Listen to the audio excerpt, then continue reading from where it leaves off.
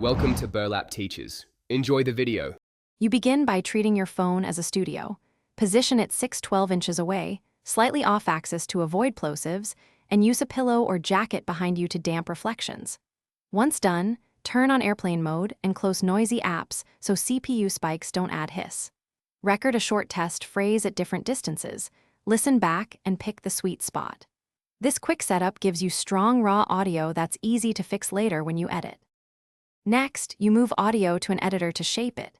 Import the best take into Audacity or another DAW. First, use a noise profile and reduce hiss. Do small amounts so voices stay natural.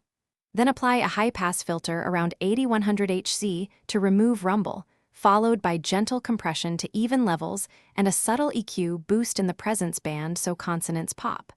Finally, normalize or add a soft limiter to prevent clipping while preserving dynamics. To finish, you export at the proper format for your project. Choose 44. 148K HZWAV for highest quality or 320 kbps MP3 for smaller files. Once exported, listen on headphones and phone speakers and adjust levels to match a reference voice. If you hear persistent noise or clicks, try spectral repair or isolate and re-record those lines. Re-recording short segments is often faster than aggressive processing.